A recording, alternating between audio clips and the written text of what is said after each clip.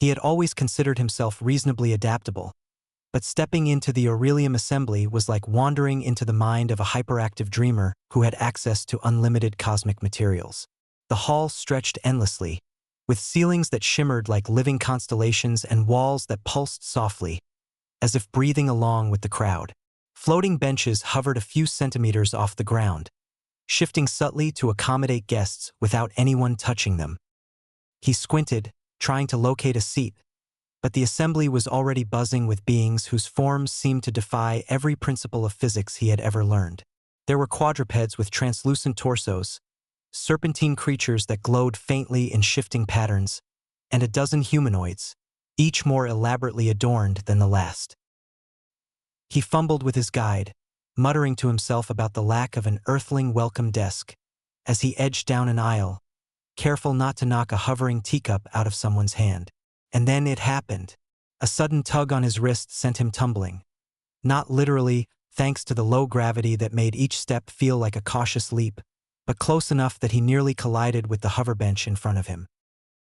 He looked up into iridescent eyes that were so sharp, so commanding, that he had the distinct feeling he had just been caught trespassing in the mind of a goddess. The woman before him was almost human, but her long, elegant ears flared slightly, twitching like those of a predator assessing prey, or perhaps someone mildly irritated by the presence of an indecisive human. "Sit here," she said, her voice calm yet carrying an unyielding authority that made him consider taking notes for the history books. He opened his mouth to protest. No. Sit." She tugged his wrist again, not cruelly, but with the sort of precision that suggested she had done this many times, only with subordinates who understood the language of obedience a little better. The crowd seemed to part subtly, as if sensing the importance of this human's sudden appearance, which only made him blush under the glare of a dozen hovering lenses and curious stares. Once seated beside her, he tried to collect his thoughts, fumbling with the folds of his own uniform like a nervous schoolboy. The princess's eyes narrowed, and for a moment, he worried he might have committed some unspoken intergalactic faux pas. Then, unexpectedly, she exhaled, and the hint of a smirk tugged at her lips. "You look like someone who would trip over a gravity wave if it sneezed at you," she murmured, a statement delivered with enough dry amusement to make him snort internally. He coughed awkwardly. You've never sat in an Aurelium assembly beside someone whose ears can detect subsonic treachery?" she interrupted, tilting her head with exaggerated exasperation. "Truly, humans are charmingly hopeless." The man swallowed, trying to decide whether he was flattered or insulted, when a holographic panel floated up between them, projecting lines of glowing script that twisted and shimmered like liquid light. According to what he vaguely understood from the half-deciphered translation, his presence was more than chance. It fulfilled an ancient prophecy, marking him as a key figure in her realm's fate. He blinked. Him? A human with a knack for awkward jokes and a tendency to overuse the word, Somehow, the cosmic assembly had chosen him. The princess, sensing his confusion, raised an eyebrow. "Do you have any idea how ridiculous you look?" she asked, her tone amused but not unkind. He glanced down at himself, straightening his jacket, only to find a small, floating drone hovering near his shoulder, chirping impatiently, apparently judging him too. He waved it off, mumbling, "I'll try to do better." She snorted softly, her ears flicking. "Try? You are in a room full of intergalactic dignitaries. Try is a concept reserved for cadets and comedians. Lucky for you, you are a bit of both." The corners of his mouth twitched as he realized that humor, absurd as it felt, might be his best armor here. He had always thought of himself as clever, but cleverness among beings who could manipulate time or speak in harmonic resonances required more than wit. It required improvisation, daring, and, apparently, a steady sense of comedic timing. As the assembly began its proceedings, the alien princess leaned slightly closer, whispering, "Stay awake. You'll need to survive the first debate without passing out, or I shall be forced to cite you as a cautionary tale in future lectures." The man grinned nervously, imagining the headline. "Human faints at First Intergalactic Assembly. Princess distraught but amused." Somehow, despite the gravity of prophecy, political intrigue, and the curious stares of an entire galactic council, he felt a spark of excitement. Perhaps surviving this place would be as much about laughter as courage, and if he played his cards right, the adventure might just be fun. The princess tilted her head back, watching him with that unreadable expression that seemed to say she was considering whether he was a fool, a hero, or both. He decided, for the moment, to assume both was acceptable. And so, with his wrist still tingling from her firm grasp and his mind whirring with visions of floating courts and prophetic destinies, he settled into his seat, ready, or at least as ready as any human could be, to navigate the absurd, perilous, and strangely humorous world of the Aurelium Assembly, adjusting to life in the palace, or whatever the Aurelium equivalent of a palace was, proved more challenging than he had anticipated. The corridors seemed endless, a labyrinth of softly glowing panels, shifting walkways, and doors that appeared and disappeared at will. The princess, with her long ears twitching in precise rhythm, guided him through the chaos with a combination of impatience and amusement. "Try not to trip on a gravity flux," she said, flicking her hand at a walkway that had just altered its elevation mid-step. "We wouldn't want the human prophecy to start with a broken ankle." He stumbled, narrowly catching himself on a smooth, iridescent wall, and muttered something about Earth standards for hallway safety. She smirked, tilting her head. "Earth standards? You mean the planet that launches itself into wars over parking spaces and cat videos? Fascinating." Her comment earned a faint, approving chuckle from a passing quadrupedal diplomat whose translucent body shimmered as if laughing through prismatic waves. He flushed, unsure whether to be embarrassed or grateful for the distraction. Daily life involved learning bizarre protocols. Meals were delivered by hovering trays that moved in sync with ambient musical pulses, and one had to signal appreciation by vibrating one's fingertips in the rhythm of the room.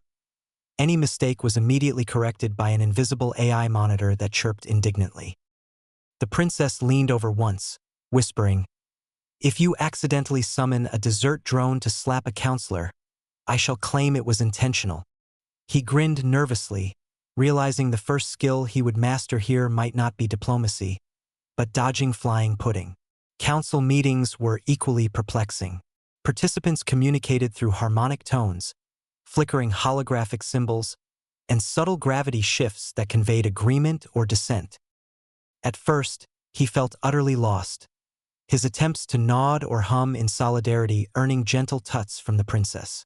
"Do not try to mimic the frequencies," she warned dryly, her long ears twitching with amusement. "It sounds like a dying star trying to sing jazz." The council's attention briefly drifted to the strange human beside her, but instead of hostility, there was curiosity, and a few discreetly impressed glances when he accidentally managed a tone that harmonized with the ambient chamber vibrations. Amid all this, the palace itself became an unpredictable character in their lives. Corridors occasionally shifted, as if bored, revealing hidden alcoves full of archival records, experimental labs, or mischievous AI drones that loved to steal his papers. One in particular had taken a liking to him, zipping around his head, chirping melodically every time he tripped on a floating step. The princess flicked her wrist at it, sighing. "You do realize this drone knows more about your clumsiness than the council does?" He nodded gravely, imagining the AI writing its own intergalactic gossip column. The political stakes gradually became clearer. A faction within the assembly sought to exploit the humans' unexpected presence, believing the prophecy could be twisted for their gain.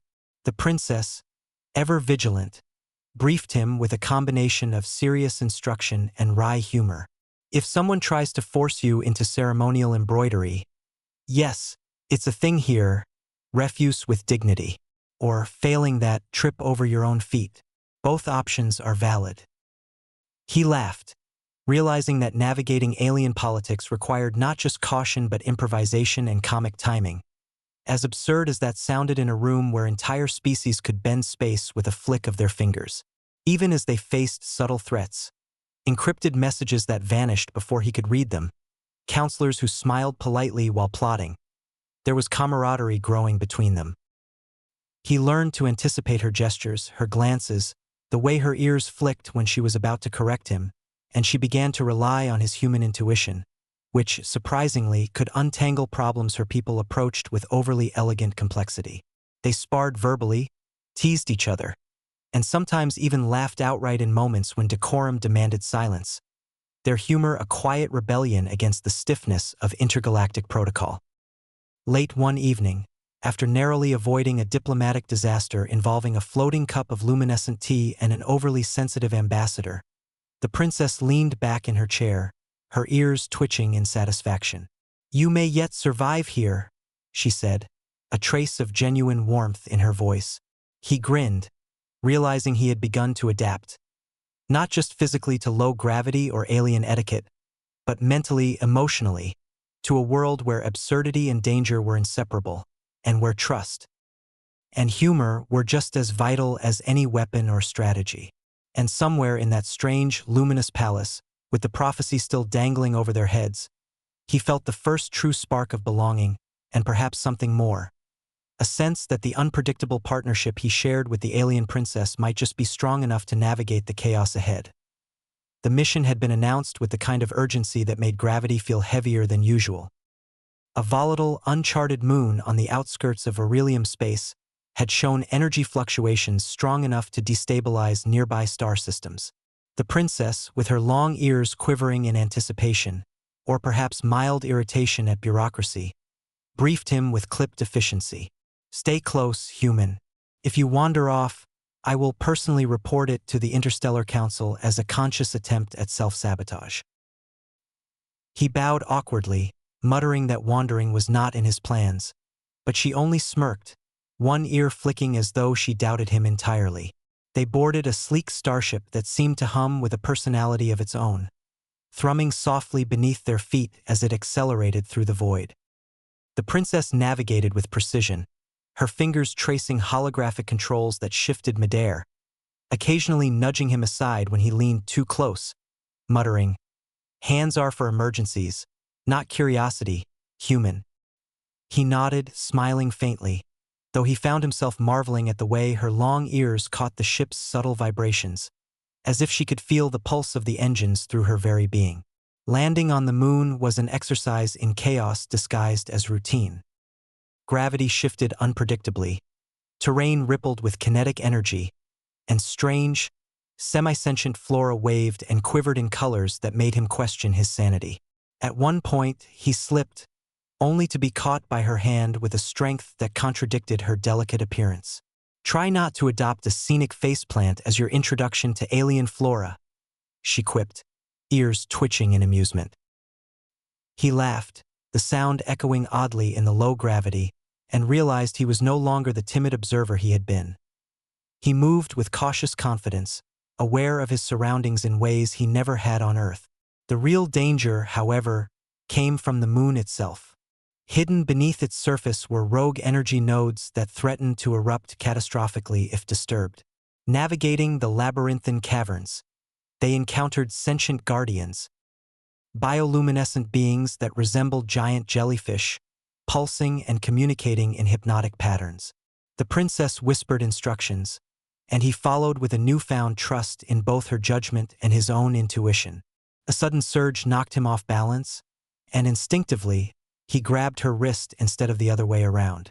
She raised an eyebrow, ears flicking. "Ah, finally, some initiative," she said, a rare smile breaking through her usual composure.